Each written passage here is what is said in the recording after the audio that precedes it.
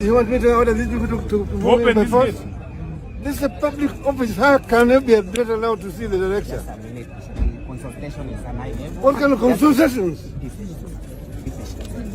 Look here. This is a public office. And I have the right to go inside. What law is that? Let's go back to the car. We'll have to talk to the people about this. If they want problems, we get problems.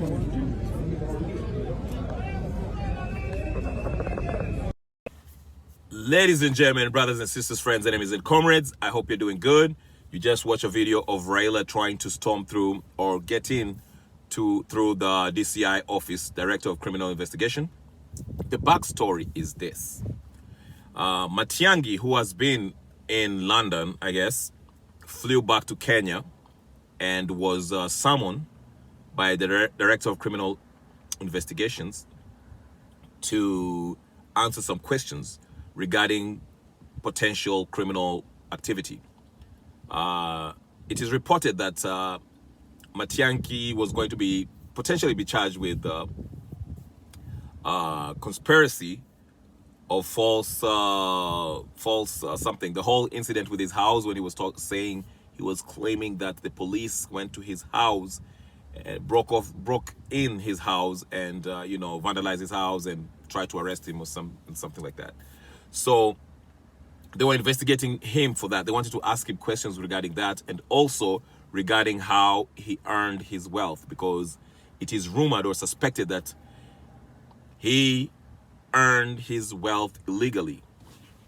Some people say, this is witch hunting, political witch hunting, revenge for the mistreatment of Ruto when he was the deputy president. But regardless, if you are going to face some kind of charges, you man up and you go answer the questions. And if the matter goes to the court, get yourself a lawyer, represent yourself, or get your lawyer to represent you. But here's the thing.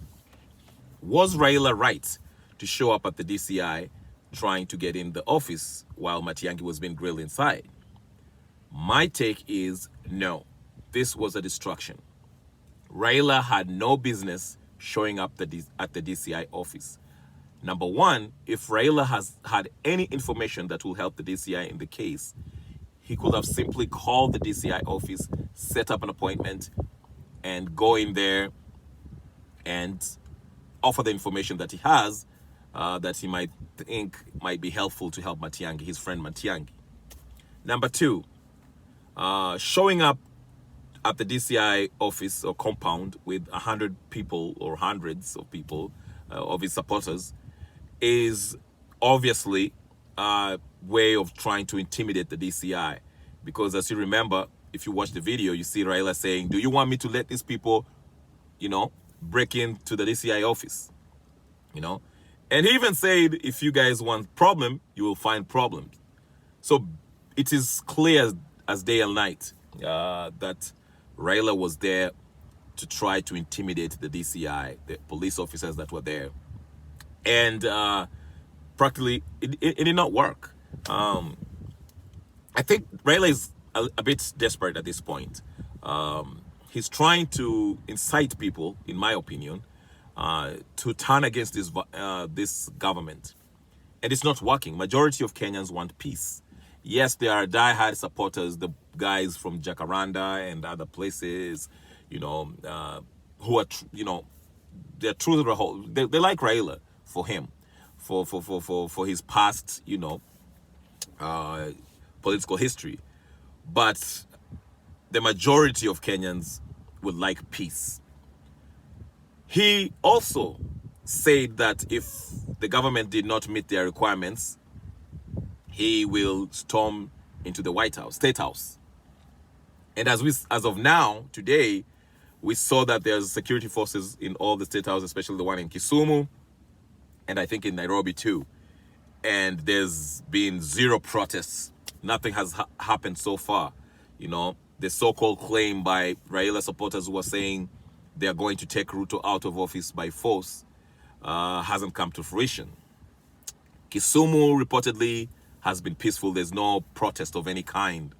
Nairobi, besides Jacaranda and some few spots in the town with mamambogas, a few mamambogas, less than 20 who are screaming Ruto must go. There's nothing much has happened. So, in my opinion, Raila, this is a failure on your part. You just, like I said, if I was to give you unsolicited advice, I would say, Raila, please try to mentor the young politicians rather than, trying to be disruptive. All you're doing is trying to incite people, but as you've seen, majority of Kenyans have moved on from elections. Ruto won fair and square. You will not remove him by force. You will not be able to. That's just not going to happen. That's just not going to happen. And you know it. So you're just doing it to, be disruptive.